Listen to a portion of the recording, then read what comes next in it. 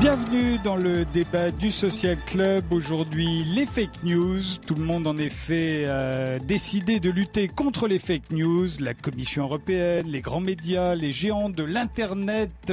Alors fake news, ça signifie information trompeuse, information mensongère. On nous dit que c'est nouveau, que ça date du 21e siècle, des attentats du 11 septembre, de Vladimir Poutine, du Brexit, de la campagne de Donald Trump. Comme si la propagation de fausses nouvelles, le bourrage de crâne et la propagande n'existait pas avant l'avènement d'Internet et des réseaux sociaux. Alors, les fake news sont-elles le monopole des complotistes et des populistes ? Faire la chasse aux fake news et traiter les autres de négationnistes ne va-t-il pas devenir un moyen pratique de déconsidérer ses adversaires, ceux avec qui l'on n'est pas d'accord ? Pour en débattre, 4 invités. Le premier, c'est François-Bernard Huyghe. Vous êtes l'auteur de Désinformation, les armes du faux, c'était paru en 2016, de Terrorisme, violence et propagande chez Gallimard. Et le plus récent, c'est Daesh, l'arme de la communication. La grande mobilisation à laquelle on assiste contre les fake news, ça vous inspire quoi, François-Bernard Huyghe ? Un grand relativisme. L'homme est un singe menteur, disait un philosophe, et la rumeur est le plus vieux média du monde. Donc notre espèce a toujours menti, il y a toujours eu des rumeurs. L'assassinat de César a été préparé par de fausses lettres, il y avait des mazarinades, il y avait des livres de calomnie contre la reine Marie-Antoinette, etc., etc. Donc la chose existe depuis toujours, et même l'analyse de la chose existe depuis toujours. Il me semble qu'un certain Platon avait démonté 2-3 bonnes choses dans ce domaine-là. En revanche, ce qui a changé, ce sont les concepts qu'on utilise. Désinformation, rumeurs, propagande, diplomatie publique, fake news, post-vérité sont des mots qui ont une date d'apparition certaine, et c'est pas innocent. Et par ailleurs, ce qui a changé sont évidemment les vecteurs. Lancer une rumeur dans un petit village, c'est pas la même chose que lancer dans le village global ou dans un réseau social. Thomas Huchon, vous êtes journaliste sur Spicy, qui est le premier média vidéo en ligne de grands reportages d'investigation. Vous êtes spécialisé dans la lutte contre les théories du complot. Alors, qu'est-ce que vous inspire, vous, cette mobilisation contre les fake news ? Mais je crois qu'il est grand temps d'agir. Je pense que c'est pas une mauvaise chose que les institutions s'emparent de cette problématique. Après, comme toujours, il va falloir que les citoyens soient vigilants et qu'il y ait aussi une mesure de l'utilisation dans laquelle va être fait l'appellation de fake news. Dans votre description, il y a énormément de choses. Il y a énormément de choses. Et je pense que finalement, dans un monde dans lequel la complexité est toujours plus grande, notre travail de journaliste, ça va être d'arriver à conserver cette complexité, y compris dans notre analyse. Et peut-être de refuser systématiquement de voir les choses comme blanc ou noir. Elles sont très grises et il est pas forcément négatif de voir que nos institutions s'emparent du fait qu'on raconte par exemple que la Terre est plate ou que des reptiliens gouvernent le monde. Olivier Berruyer. C'est pas une fake news, c'est une opinion. Olivier Berruyer, vous animez depuis 2011 le site lescrises.fr, un blog consacré à la critique des médias en économie et en géopolitique en particulier. Sur le conflit en Ukraine, vous aviez publié une série d'articles qui vous ont valu d'être taxé de conspirationnisme et de diffuser de fausses informations en provenance du Kremlin. Vous aviez répondu qu'il s'agissait d'une opération de calomnie visant à censurer votre blog. Alors, quand on se mobilise, comme c'est le cas contre les fake news, vous pensez quoi ? Que les fake news sont en effet un problème. Après, faut-il le relativiser, voir quelle est son importance réelle et son influence réelle.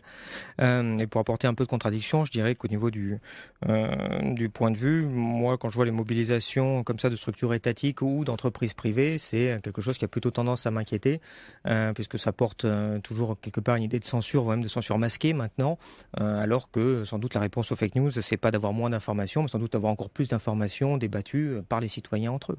Sophie Mazet, vous êtes professeure agrégée d'anglais dans un lycée du 93. Vous y avez créé des ateliers dont l'objectif est de développer l'esprit critique et le sens de l'analyse de vos élèves. Vous l'aviez raconté dans votre livre Manuel d'autodéfense intellectuelle, pour lequel vous étiez venu d'ailleurs à sa sortie dans Europe 1 Social Club. Et vous venez d'en publier un autre intitulé Prof, les joies du métier. Alors, même question, qu'est-ce que ça vous inspire, la grande mobilisation contre les fake news ?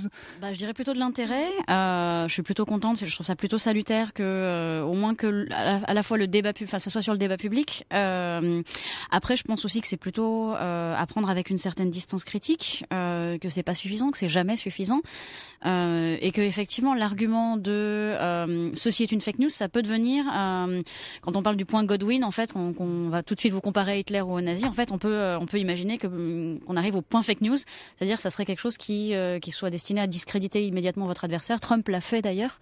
Donc je suis plutôt contente, mais je prends ça avec distance critique. Alors évidemment, la question c'est qui va trier le bon grain de livret. Je le disais tout à l'heure, il y a la Commission européenne qui a décidé de se mobiliser contre les fake news. Maria Gabriel, la nouvelle commissaire au numérique, met sur pied un groupe d'experts qui déterminera les bonnes pratiques. La Commission européenne, on peut se dire, est-ce que c'est la mieux placée pour se poser en garante de la neutralité ou de l'objectivité?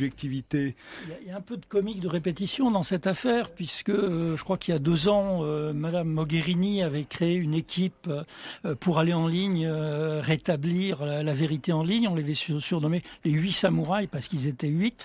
Alors moi j'ai été fonctionnaire international, je connais les horaires de travail des fonctionnaires internationaux, donc 8 samouraïs ça paraît peu. Et puis récemment en décembre, on a créé une sorte de bureau de, je ne sais pas, de la communication publique qui devait réfuter des opinions fausses du genre l'Europe est bureaucratique ou elle viole la souveraineté nationale. Donc on tombe toujours. Alors qu'est-ce que vont faire ces experts? Bon, ils vont reprendre des procédés qui sont développés aux États-Unis. Il y a des institutions pour ça. L'Allemagne s'est dotée de structures comme ça. Est-ce que c'est vraiment le boulot de l'État de nous dire la vérité? C'est pas le ministère de la vérité d'Orwell, mais c'est la bureaucratie de la vérité. Je le crois pas, mais je crois que tout ça n'aura aucun sens tant qu'on n'a pas une définition précise des fake news. Moi, je n'admets d'appeler fake news que 2 choses précisément.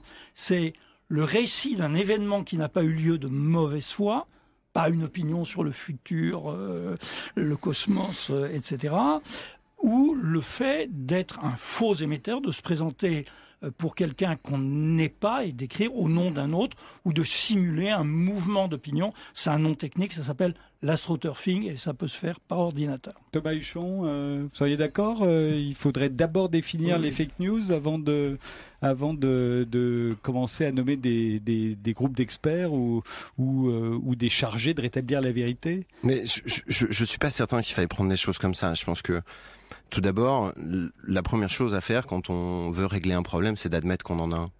Et le fait qu'aujourd'hui, les institutions considèrent qu'il y ait un problème sur ces questions de désinformation, eh bien, c'est un vrai pas en avant. C'est moi, pour m'être rendu dans 60 classes durant l'année 2016 pour faire de l'éducation critique aux médias et de la lutte contre les théories du complot, je vous garantis qu'il y a un immense problème chez notre jeunesse. Un immense problème. Et donc, le fait que les institutions s'en emparent, je ne vais pas vous dire que c'est parfait, mais l'État ne doit pas nous dire la vérité, mais l'éducation nationale éduque nos enfants, donc ils éduquent. Autre chose. Non, mais bien entendu, mais c'est aussi l'État. Donc on en est arrivé là parce que les citoyens ont poussé à ce que l'enseignement soit fait d'une certaine qualité, avec une transparence dans la recherche scientifique. Donc moi, je crois qu'il faut pas jeter l'anathème à l'institution qui cherche à faire quelque chose. Je comprends très bien parce que je connais aussi vos travaux et vos positions. Pourquoi tout ça a créé cette réaction chez vous. Mais moi, je vais pas défendre l'Union européenne, je vais pas dire que c'est merveilleux, mais je pense que c'est moins mauvais qu'avant. C'est-à-dire que on était dans une situation dans laquelle, eh bien, personne ne vérifie rien. Personne ne vérifie rien. Et donc, il y a des outils, on va créer des outils et on va trouver des outils qui vont être imparfaits. Certainement. Il y a des outils qui existent déjà d'ailleurs et qui sont imparfaits. Mais c'est des outils et on va progresser avec. Il faut arrêter de penser systématiquement que pour trouver la solution à un problème, il faut trouver la solution parfaite tout de suite. C'est pas comme ça qu'avancent les sociétés. Une citation de Snowden, la solution aux fake news, c'est l'esprit critique, pas la censure. Donc, je fais une distinction totale entre une opération de l'État ou des États qui disent que ceci n'est pas vrai, n'est pas bien, et l'enseignement de l'esprit critique, qui est d'ailleurs que le prolongement de la rhétorique qu'on connaît depuis l'Antiquité, que j'applaudis dès demain. Le débat de ce soir, c'est sur les fake news. Alors les fake news, il faut le rappeler, ces informations trompeuses, ces fausses informations ne concernent pas seulement les théories du complot qui sont nées après les attentats du 11 septembre. C'est également sur le réchauffement climatique, sur les conflits qui ont lieu aujourd'hui partout sur la planète, sur l'économie, sur la politique. Ce sont les faux chiffres qui circulent. On a dit que Donald Trump, pendant sa campagne, avait beaucoup servi des fake news. On a parlé de fake news aussi au moment de la campagne pour le Brexit. Alors, comment lutter contre, et quand il s'agit de la Commission européenne qui décide de prendre le problème à bras-le-corps, Olivier Berruyer, vous vouliez intervenir ? Oui, une petite réaction aussi sur les fake news. Au-delà de la définition théorique qu'elle donnait tout à l'heure, il est intéressant de voir en pratique de quoi on parle. L'exemple qui a été donné tout à l'heure par Thomas, je le trouve intéressant parce que vous avez parlé des reptiliens et des reptiliens des gens qui sont censés gouverner le monde. Qui sont censés gouverner le monde, ou des gens qui pensent que la Terre est plate. Mais vous voyez, ce qui est intéressant, c'est que finalement, les réseaux sociaux, Internet, ont donné une visibilité aux fous. Et ce qui est très intéressant, c'est maintenant il y a des gens qui s'intéressent à ce à quoi pensent les fous. Et donc vous avez ce genre de théorie délirante qui peut émerger, mais bon, qui pense parmi tous les éditeurs que la Terre est plate? Très très peu. Vous voulez dire que ça mérite même pas qu'on s'y intéresse? C'est pas tout à fait ce que je veux dire. On part ici d'un cas extrême qui, à rigueur, fait rigoler tout le monde, en se dire il y a un problème. On peut déjà dire, après tout, c'est la liberté d'opinion des personnes. Une fois qu'on leur a expliqué, s'ils pensent ça, ils pensent ça. Qu'est-ce qu'on fait? On n'est pas en Corée du Nord, on va pas installer des camps de ceux qui vont les rééduquer à penser que la Terre est ronde, qu'il n'y a pas de reptiliens. Mais on voit qu'après, il y a une stratégie d'amalgame. C'est qu'on passe des reptiliens, il y a une fake news. Puis après, on va passer à tiens, il y a telle candidate à la primaire des Républicains qui pense que dans l'affaire Fillon, il y a eu un complot. Et puis tiens, il y a des gens qui pensent que parce qu'il n'y aurait pas la CIA au Venezuela qui interviendrait un petit peu. On ne prend pas position. Vous-même, vous faites partie d'un complot russe, si j'ai bien compris. Mais oui, j'ai été victime de cette forme d'amalgame et de j'ai porté plainte pour diffamation sur ce genre de trucs. Puisqu'on voit qu'on essaie d'amalgamer des choses qui semblent vraiment délirantes à des questions qui peuvent être légitimes, en tout cas qui méritent un minimum de débat. On pourra trancher, on pourra pas trancher, mais on voit qu'il y a aussi une tentative là-dedans d'essayer de décrédibiliser l'adversaire pour faire penser que ses opinions, éventuellement, ne sont pas des opinions, des points de vue, mais sont de la folie ou du mensonge, et donc doit être balayé sans les étudier. Sophie Mazet, dans l'atelier que vous avez créé, où vous essayez de développer l'esprit critique et le sens de l'analyse de vos élèves, est-ce que vous, là aussi, vous refusez ce type d'amalgame ou parfois on est bien obligé de le faire ? Alors bon, j'essaye quand même d'éviter un petit peu les amalgames, mais effectivement, j'essaye quand même d'enseigner à mes élèves la différence entre les faits et les opinions, ce qui est pas forcément évident pour tout le monde. Et pour ce qui est de relativiser la question des fake news, moi je pense que c'est un phénomène qui mérite tout à fait qu'on s'y intéresse, puisque je pense qu'on a plutôt pas idée de l'ampleur de ce phénomène. Je pense on est plutôt dans ce moment-là où on commence à prendre conscience. Quant au développement de la pensée critique, je suis tout à fait d'accord avec vous. Le propos. Alors, on va dire que j'incarne l'État au sens où dans ma classe, effectivement, je suis fonctionnaire. Voilà. Mon propos est absolument pas de dire aux élèves quoi penser, mais de leur enseigner une méthode critique et aussi la suspension de l'opinion et du jugement lorsqu'on n'a pas suffisamment d'éléments. Donc, c'est une distance critique qui est nécessaire. Je suis tout à fait d'accord avec vous. Et l'idée aussi qu'on peut pas se fier à une seule source, donc se fier à une source qui nous aide à dire ce qui est vrai, ce qui est faux, j'y crois pas tout à fait. Je pense qu'ultimement, c'est le jugement critique des citoyens qui fonctionne. Thomas Huchon. Mais je veux juste revenir 2 secondes sur cette histoire de reptiliens qui visiblement fait rire beaucoup de monde. Quelques chiffres tout d'abord. Il faut savoir qu'il y a plusieurs enquêtes d'opinion qui montrent que 10% de la population américaine pense que Barack Obama est un reptile. Voilà, c'est déjà un premier élément. Donc on n'est pas non plus dans quelque chose qui est totalement marginal. Est-ce que vous croyez pas que ceux qui ont répondu au sondage voulaient se foutre de la question aussi? Écoutez, vous avez le droit de penser. Non, mais vous avez le droit de penser ce que vous voulez des sondages. En revanche, il y en a beaucoup qui croient qu'il est musulman. Ça toujours encore aujourd'hui. Effectivement, mais c'est un autre type de problème. Et moi, j'ai utilisé cet exemple effectivement à propos parce qu'il y a des choses qui sont complètement délirantes et que malgré tout, il faut arriver à les combattre. Je vais vous donner un exemple. En 2014, il s'est passé quelque chose en Nouvelle-Zélande. En Nouvelle-Zélande, il y a la possibilité pour n'importe quel citoyen de provoquer une forme de référendum révocatoire, en tout cas d'imposer une question au gouvernement à partir du moment où il arrive à avoir un certain nombre de signatures de citoyens néo-zélandais. Le problème, jusqu'ici tout va bien, on va dire, mais le problème c'est que ce jeune citoyen était persuadé que son patron était un reptilien, que ses voisins étaient des reptiliens, et que le Premier ministre néo-zélandais était un reptilien. Et il a réussi à faire voter suffisamment de gens cette mesure. La mesure est passée au Parlement néo-zélandais, et en 2014, le Premier ministre néo-zélandais a été obligé de se soumettre à des tests cliniques et vétérinaires pour démontrer qu'il n'était pas un reptilien. Donc, Je crois que, bien entendu, que tout ça, ça a l'air d'être un espèce d'immense délire, mais c'était une espèce de mise en bouche pour cette émission qui est assez longue, dans laquelle nous avons la parole. Mais je nie pas le fait qu'il y ait d'autres utilisations qui peuvent être faites. Mais il faut pas essayer systématiquement de mettre sous le tapis des problématiques qui sont réelles. Sophie Mazet. Non, moi je vois ça plutôt comme un continuum en fait dans la crédulité, c'est-à-dire je vois vraiment pas de rupture entre le fait de croire aux reptiliens et de croire à d'autres fake news qui seraient plus politiques, plus immédiatement politiques en tout cas. Et effectivement, ça peut avoir un vrai effet de croire qu'il existe des reptiliens. Donc on peut s'amuser, hein, ça nous arrive, hein, même avec des élèves, moi ça m'arrive des fois, mais je pense effectivement, comme le dit Thomas, pour moi c'est plutôt un continuum.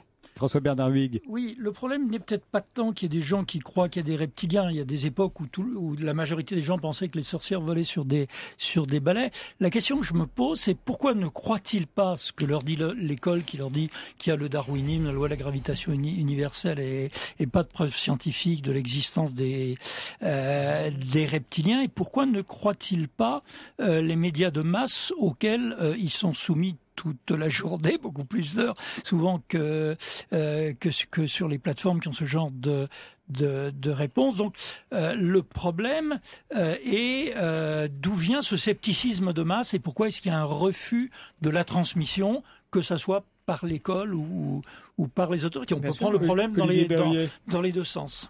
Oui, tout à fait.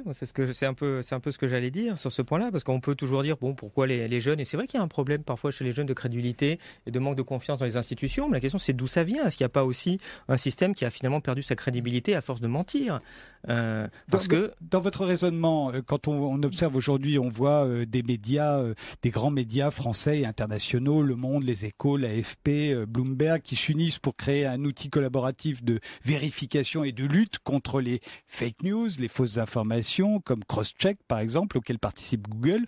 C'est sans espoir en fait, puisque si on se met à douter des grandes institutions, des autorités, le fait qu'elles se regroupent pour nous dire où est la vérité et où est la fake news, ça n'aura d'œuf et de poule, ça. Voilà, ça n'aura aucun effet. Dans la dernière enquête Cevipof, la confiance dans les médias est de 24%. Donc effectivement, ils peuvent s'unir, mais il n'y aura pas plus de confiance dans les médias quand ils vont chercher comme ça. Oui. Prenons le cas des États-Unis. La confiance dans les médias, ça a été divisé par 3 par rapport aux années 70. Et par ailleurs, dans le cas de l'élection américaine, il est intéressant de voir qu'il y a eu un nombre absolument, alors en consultation de fake news, quand j'entends fake news, c'est-à-dire des faits qui ne se sont pas réalisés, du genre le pape soutient Trump ou des stupidités comme ça. Il y en avait par ailleurs beaucoup qui étaient pro-Trump, d'autres qui étaient purement fantaisistes et d'autres qui étaient pro-Clinton. Donc c'est un phénomène général. Et le problème est peut-être que nous sommes confrontés moins à du faux qui nous est délivré du haut vers le bas, du genre Saddam Hussein a des armes de destruction massive et il va avoir la bombe atomique dans 3 semaines, comme le disaient les médias américains et l'État américain il n'y a pas si longtemps, par rapport à une sorte de démocratisation du faux, où tout le monde peut produire sa théorie, qu'elle touche au capitalisme ou aux reptiliens. Quel que soit son camp, Sophie Mazet. Oui, pour ce qui est du rejet, notamment des jeunes, c'est plutôt les gens avec qui je travaille, le rejet des médias de masse, voilà. Effectivement, il y a eu les médias qui, en ce sens, se sont un peu discrédités. Il y a eu des vraies erreurs. Il y a eu aussi le problème de la concentration des médias, dont on a beaucoup parlé comme un problème. Mais il y a aussi maintenant, désormais, un discours anti-média qui serait plutôt assez audible, en fait, qui consiste en un rejet en bloc, en fait, et qui, pour moi, relève plutôt d'un semblant d'esprit critique, en fait, puisque si c'est un rejet en bloc, il n'y a plus de travail critique à faire. Thomas Huchon. Mais je suis effectivement, bien entendu, que ça peut arriver aux médias de se tromper. Ils se trompent beaucoup plus qu'ils ne mentent, mais après, voilà. Est-ce que ça n'est pas le cas justement dans tous les camps? C'est-à-dire quand on voit n'importe quel conflit sur la planète, on l'a vu beaucoup au moment, puisqu'on en parlait avec Olivier Berrier. La première victime de la guerre, c'est la vérité. Voilà, au moment de la crise entre les Ukrainiens et les Russes sur le Donbass, par exemple, est-ce que les deux camps ont alimenté, évidemment, pas forcément au même degré toujours, en fait, avec des fake news. C'est assez facile. Rappelez-vous, quand vous étiez à l'école, quand vous aviez une bonne note, c'est parce que vous aviez travaillé.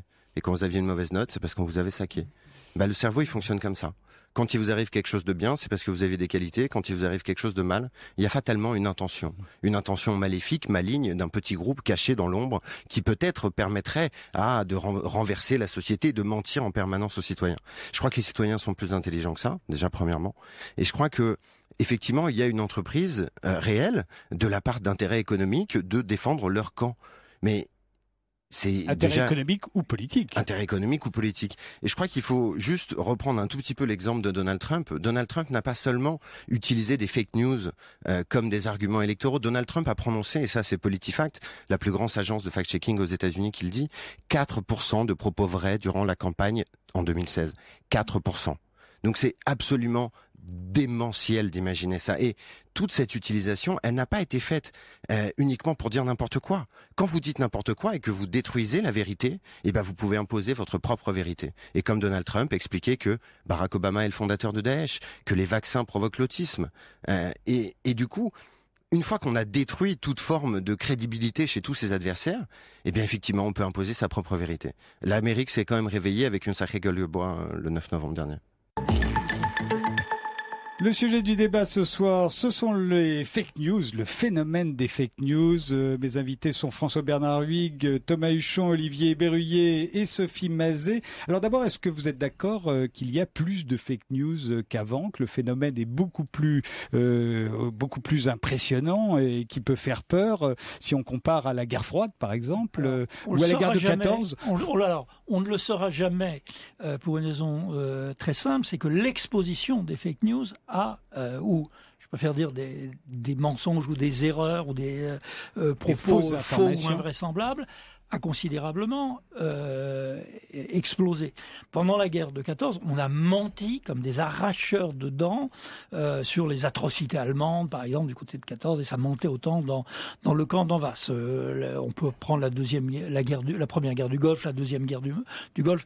On a menti énormément. Mais c'était des mensonges, si j'ose dire, verticaux, qui descendaient de l'État, qui passaient par les masses médias. Et à l'époque, les intellectuels critiquaient les masses médias. C'était chic à l'époque de critiquer les masses médias. Et il y a même eu un, ça le devient de moins en moins. Et il y a même eu un moment où il a été très chic d'exalter.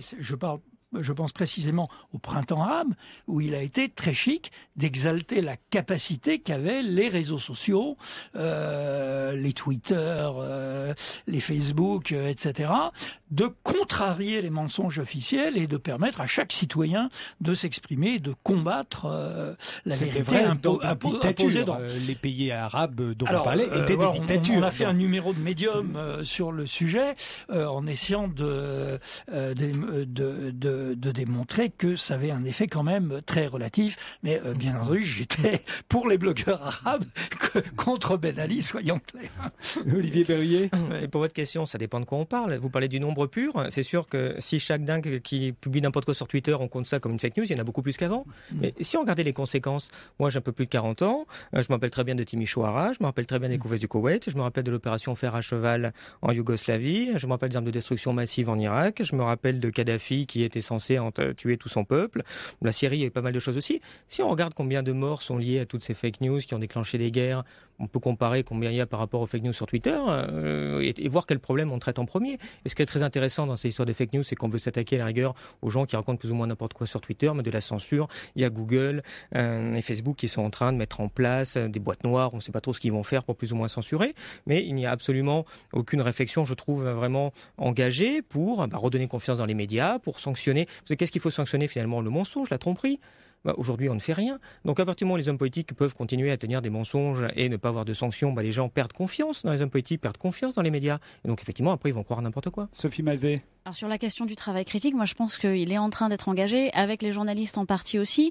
Nous on a vu à l'école certains journalistes, comme Thomas Huchon, d'autres comme Emmanuel Davier ou même à Courrier International, ils font ça aussi, ils vont rencontrer les élèves dans les écoles. Ils donnent beaucoup de leur personne d'ailleurs, alors c'est très intéressant parce que face à 30 jeunes, ça peut être impitoyable, ils sont 30. Donc c'est peut-être un petit peu plus difficile que ce à quoi ils sont confrontés d'habitude. Et ils expliquent vraiment leur travail d'enquête, qui est un vrai travail, qui est pas le travail du kidam qui va publier quelque chose sur Twitter. Donc il y a quand même une vraie initiative de la part des médias pour alors vous posiez la question du nombre de fake news, on a parlé beaucoup du phénomène des chambres d'écho, on sait maintenant que ça fonctionne comme ça, de la masse de données qui augmente de façon exponentielle tout le temps. Et finalement, c'est plutôt bien qu'on aille expliquer que l'esprit critique, la pensée critique, c'est une méthodologie aussi, c'est pas juste dire je ne crois pas ce qui vient de telle source, c'est une méthodologie. Thomas Huchon. Mais effectivement, là, on parle de phénomènes historiques, bien entendu, que les mensonges ont toujours existé. Les théories du complot aussi, bien entendu. On expliquait que les Juifs mettaient la peste dans les puits au Moyen-Âge. Enfin, voilà. Après, il y a toujours eu une réponse critique de la part de la société, avec plus ou moins de succès. Il faut se rappeler que dans les années 30, il y avait déjà des fact-checkers en Allemagne. Qui contredisait les mensonges des nazis, qui expliquaient que les juifs aux doigts crochus allaient manger les enfants allemands. Donc on sait aussi l'immense succès que cette opération a eu, puisque les nazis ont été défaits hyper rapidement, et puis on n'a pas du tout connu la Seconde Guerre mondiale. Donc je crois qu'il faut pas surestimer la capacité du travail de critique et de réponse, mais c'est pas pour ça qu'il faut pas l'entreprendre. Je crois pas que ça soit possible de convaincre des complotistes ou des théoriciens du complot de changer d'avis. D'une certaine manière, ils ne me feront pas changer moi d'avis non plus. Mais par contre, il y a au milieu une immense quantité de gens, des indécis. Et ces indécis, eh bien, ils vont écouter celui qui parle, et celui qui parle bien souvent sur les réseaux, les technologies que nous utilisons aujourd'hui, c'est celui qui parle le plus fort. C'est pas celui qui dit le plus vrai. Les plus grands scientifiques ne sont pas portés en première page de Google, bien entendu. Donc il y a aussi toute cette logique. Et je crois que l'un des vrais problèmes aujourd'hui, et peut-être qu'enfin nous allons trouver un point d'accord, c'est que il n'y a aucun organisme représentatif de l'intérêt collectif, de l'intérêt des citoyens, qui contrôle les géants de l'Internet et la manière dont les informations nous sont diffusées. Il y a plusieurs spécialistes américains qui ont fait des études qui démontrent très bien que, en modifiant les résultats de Google, on arrive à faire basculer les gens d'un côté ou de l'autre de l'échiquier politique. Google vient lui-même de modifier son moteur de telle façon que les fake news baissent. Ce que je voudrais, c'est que, au lieu que Google me dise ça, je voudrais qu'il donne accès à un certain nombre de représentants de l'intérêt collectif indépendant de son algorithme. Pardonnez-moi de vous interrompre, mais comment déterminer qui est le représentant de l'intérêt collectif? Écoutez, on a inventé quelque chose qui s'appelle la démocratie, on va voter. Mais non, on va voter. On va voter. Les citoyens sont capables d'élire des gens qui vont être des représentants. Je vous rappelle qu'au mois de mai, on a élu Emmanuel Macron. Et aujourd'hui, il y a des tas de gens qui ne sont plus d'accord avec Emmanuel Macron. Ouais, je pense que ceux qui ne sont plus d'accord avec lui aujourd'hui n'étaient déjà pas d'accord avec lui avant qu'il gagne. Il me semble pas avoir gagné avec 100% des suffrages. C'est très important ce qu'il a dit quand même. Et au-delà de savoir qui doit représenter, il faut qu'on sache ce qu'ils font. Aujourd'hui, on ne sait pas. Aujourd'hui, vous ne pouvez pas savoir comment est sorti un classement dans Google. Vous pouvez pas savoir ce qu'ils font actuellement. Et ça, c'est pas normal. Voilà, on peut discuter de ce qu'il faut faire, mais aujourd'hui, on ne le sait pas. On nous dit c'est l'entreprise privée. Il y a quelque chose de beaucoup plus grave qui s'est passé, y compris durant l'année 2016, et sur lesquels l'entreprise Facebook semble montrer un certain nombre de responsabilités. A été utilisée une des fonctionnalités du réseau qui s'appelle le Dark Post. Le Dark Post, c'est la possibilité pour une page Facebook d'envoyer un message à un utilisateur sans qu'il y ait de visibilité de ces messages. Ces messages ont été envoyés par millions à tout un tas d'électeurs, à la fois pour les pousser à voter Trump, mais surtout pour les empêcher d'aller voter Hillary Clinton. À quel moment est-ce qu'on a une transparence là-dessus? Ça se fait totalement dans l'ombre. On ne sait pas quels sont les messages qui ont été envoyés. On a réussi à en récupérer un certain nombre. Ces messages disaient qu'Hillary Clinton gérait un réseau pédophile depuis une pizzeria de Washington. Enfin, on est dans des choses qui sont un délire absolu dans lesquelles on n'a aucun contrôle. Et pire que tout ça, une entreprise privée américaine génère des millions de dollars de bénéfices grâce à tout ça, en manipulant les gens. Et je crois qu'il faut à un moment dire que tout ça c'est plus possible et que la société française et européenne doit se mettre en marche. Le débat, c'est sur les fake news. On est tous d'accord, il y a de vrais faussaires, il y a des désinformateurs. Il y en a pas seulement d'ailleurs chez les complotistes ou chez les populistes. Il y en a parmi les politiques de tous bords, parmi les idéologues. Il y a des journalistes ou des journalistes qui se présentent comme tels, qui eux aussi relaient de fausses informations. Et puis nous tous, parce que ce sont des informations qui vont dans le sens qui est le nôtre, on peut avoir tendance tous à les relier, à dire qu'elles sont vraies alors qu'au fond on ne les a jamais vérifiées par nous-mêmes. Est-ce que ça n'est pas, est-ce que nous ne sommes pas tous crédules au fond et est-ce que se battre contre les fake news, c'est tout simplement se battre contre la crédulité et c'est un combat perdu d'avance, Sophie Mazet. Alors effectivement, on peut se demander si c'est rattrapable parce que si on regarde sur Google, la façon dont on utilise Google, on pourrait se dire qu'on a largement perdu la partie parce que par exemple si on pense à ce qu'a dit le sociologue Gerald Bronner sur la façon qu'on a de chercher sur Google, il explique qu'il y a entre 8 et 9 personnes sur 10 qui s'arrêtent à la première page des résultats Google. Et puis on a la plupart qui vont pas plus loin que ça. Et qui ne cherchent souvent que des résultats qui vont de leur sens. Qui pensent déjà. L'algorithme les incite à trouver des choses qui vont les confirmer. Ça, c'est ce qu'on appelle le biais de confirmation. Et puis on voit aussi que ce qu'on trouve, c'est une majorité de fake news qui génèrent des revenus qui sont pas forcément énormes, mais qui sont énormes pour ceux qui les touchent, c'est-à-dire des travailleurs pauvres des pays en développement principalement, générés par la régie publicitaire de Google AdSense en partie. Mais c'est pas pour autant qu'il faut pas mener cette bataille de l'esprit critique. Je pense vraiment pas que si on l'amène pas, c'est sûr qu'on est foutu. François-Bernard Huyghe. Oui, je dirais qu'il faut distinguer. Il y a 3 choses. Il y a des informations fausses. Par exemple, cette photo a été truquée, elle a été prise à Alep ou à Mossoul. Il y a les faux chiffres aussi qui circulent. Il y a des faux chiffres, machin déclaré, il a fait ça. Bon, ça, c'est le contenu de l'information. Il y a un deuxième problème qui est celui que j'appelle des flux d'attention, qui fait que une nouvelle fausse ou très orientée peut être plus exposée qu'une autre ou avoir du succès par des gens qui la recliquent, qui l'embellissent.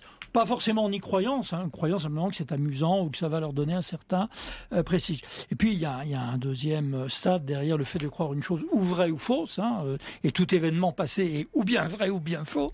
C'est les théories, l'idéologie qu'on va construire autour de ça. Construire une théorie de la conspiration, que ça soit pour dire qu'il y a des reptiliens ou qu'Olivier Berruyer est un agent de Moscou, c'est un travail idéologique de construction d'une théorie et d'interprétation, et là ça engage beaucoup plus profondément. Olivier Berruyer. Oui, non, je suis pas un agent de Moscou, ça. Non, ça c'est précisons-le bien. Et un petit mot quand même sur l'utilisation politique aussi qui est intéressante, parce que ce phénomène, ces mots-là de fake news, de post-vérité, vraiment ça démarre après le Brexit et après Trump, et pour moi c'est d'ailleurs un moment qui correspondra au maximum de liberté qu'il y aura eu sur Internet. Et on va avoir de plus en plus de contrôle. Mais c'est très intéressant parce que ces 2 événements montrent que c'est le moment finalement où les pauvres et la droite ont gagné.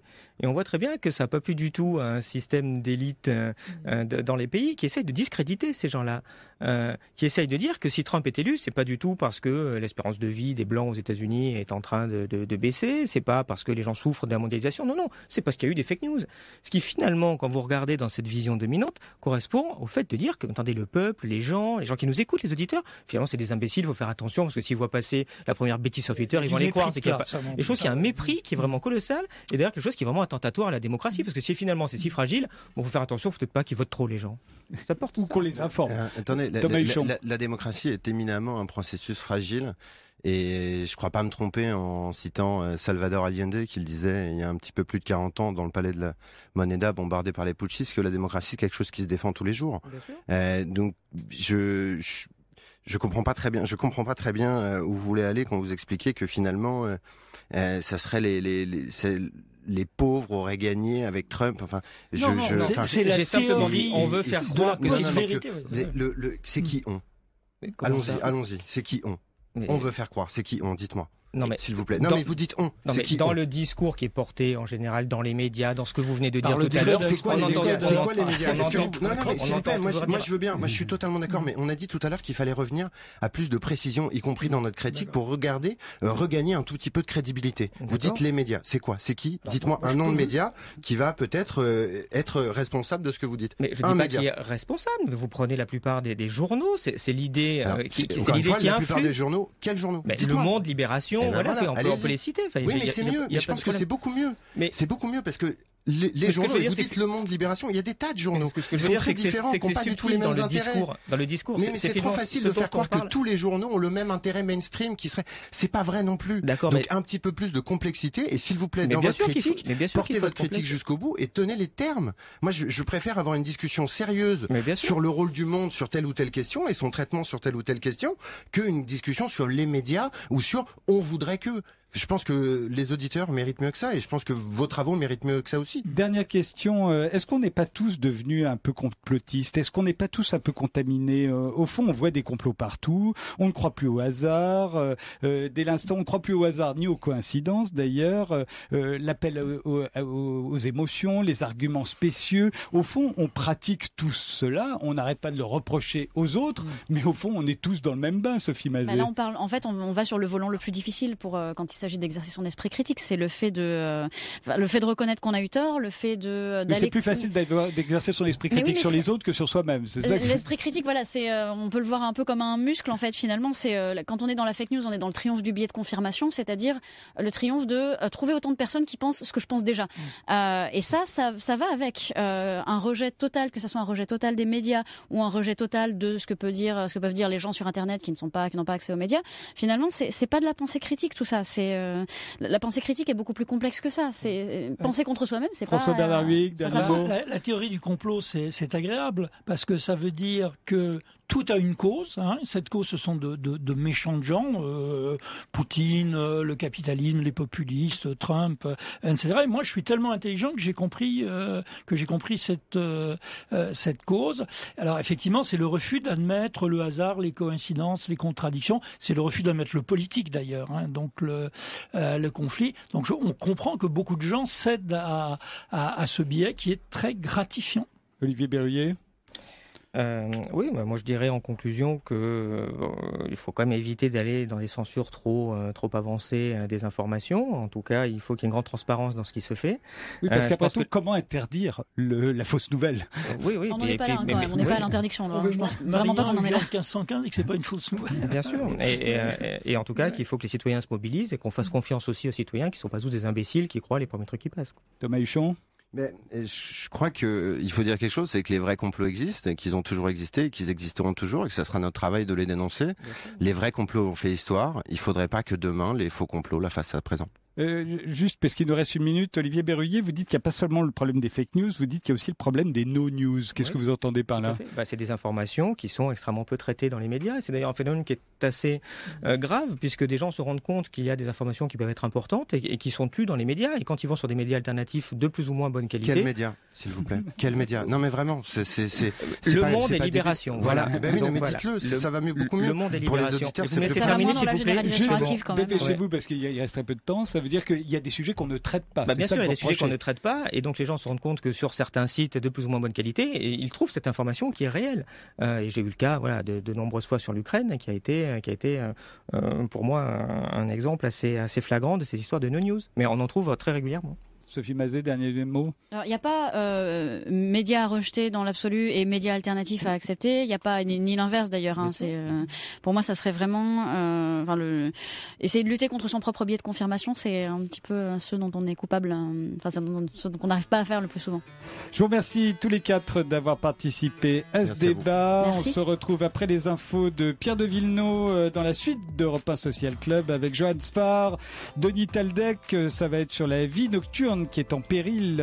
Une conférence nationale se tient à Paris pendant 2 jours. Et il y aura également Marion Van Rottinghem qui consacre un livre à la femme la plus puissante du monde, Angela Merkel.